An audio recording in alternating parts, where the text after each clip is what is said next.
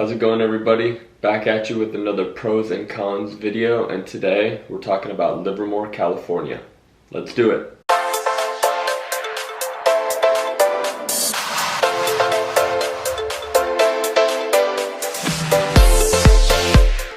How's it going, everyone? Cooper Eisenmann here with Intero Real Estate, and I want to welcome you back to my channel. Today we're going to be talking about the pros and cons of Livermore, California. And I just want to say thank you to the 3 people who've reached out to me in the past 2 weeks interested in buying a home in the Tri-Valley area. I absolutely love getting your calls, texts, and emails. So if you have any questions about any city in the Tri-Valley or any specific property, please reach out to me. I absolutely love hearing from you guys. And if you haven't already and you're interested, please like and subscribe to my channel.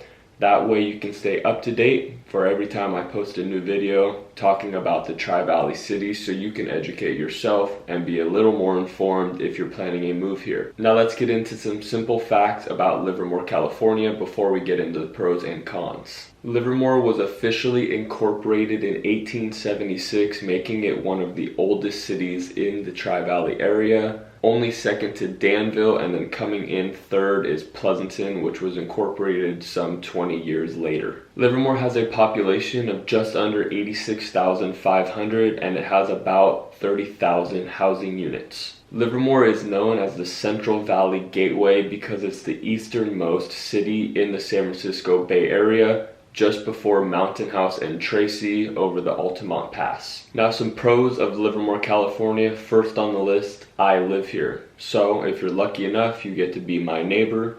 But I honestly did just buy a house in Livermore. My wife and I and our 2-year-old son currently live here, and we absolutely love it so far. So that's got to say something. If you have watched my videos in the past, you know what I like and dislike. And the pros for Livermore have outweighed the cons for my wife and I, and that's why we chose to purchase here. Number 2, for all the wine connoisseurs out there, or all the people who like to go wine tasting, Livermore is a pinnacle for that. It has over 60 wineries and over 96,000 acres of wine grapes available, making it an awesome destination for all the wine people out there who like to explore wines and go to wineries for tastings and events. Number 3, Livermore is the most affordable place to purchase a home in the entire Tri-Valley area, with a detached median home price of $960,000 and a median townhome and condo sales price of roughly $680,000. So comparatively to other cities in the Tri-Valley, those prices can be upwards of $1.3 million for a detached house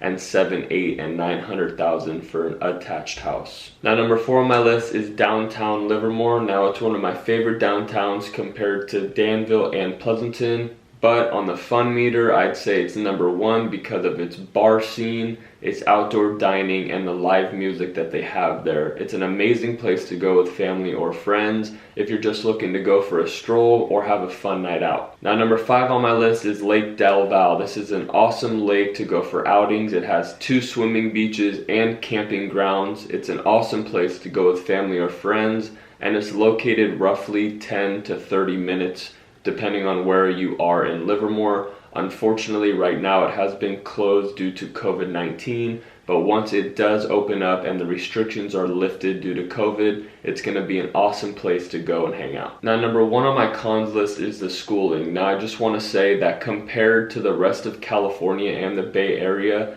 the Livermore schooling is amazing, but when we compare it to the rest of the Tri-Valley cities, it does lack just a little bit. Most of the schools are rated between 7s and 8s out of 10, but there are some schools that are rated 5s and 6s, and you just don't see that in the rest of the Tri-Valley cities, so I did put it as a con. But as I said previously, compared to the rest of the Bay Area and California as a whole, Livermore does have top tier schools. Now number 2 on my cons list is actually a cusp between a pro and a con depending on your personal preference, but Livermore is somewhat looked at as a farm town still, just because it hasn't quite caught up with the development of cities like Pleasanton and Dublin, but it is starting to turn a corner and they are doing more and more development in the city. Now obviously some people don't like this because they like the outer skirts feel that Livermore offers, and some people love this because they can get in on the lower home prices when compared to the rest of Tri-Valley, and they can watch the values rise, and they can watch the city become more developed as a whole. Another pro to this con would be if you are into the open space farmer feel, there are still properties available that are on lots of 5, 10, 20 acres, some even hundreds of acres that are farther in the outskirts of Livermore that offer you that open space feel if that's something you're interested in. Number 3 on my cons list is traffic. It is getting so bad, especially in Livermore, because a lot of people who work in the South Bay Peninsula and San Francisco area have been commuting from over the Altamont Pass out of Tracy and Mountain House because the prices out there are so much lower that the prime time traffic driving through Livermore over the Altamont Pass is horrendous. It gets so bad, it can get to the point that from Pleasanton through Livermore can take you 45 minutes to an hour. Now obviously with COVID-19 and the remote work experiment really working for a lot of companies, I'm interested to see how this will affect primetime traffic hours moving forward, but it is yet to be seen. Now number 4 and the last on my cons list is the fact that a lot of the homes seem to be farther from the freeway. Now if you've watched any of my previous pros and cons videos or any of my personal preference videos, you know that I like being close to the freeway for an easy commute or easy access anytime I'm driving anywhere.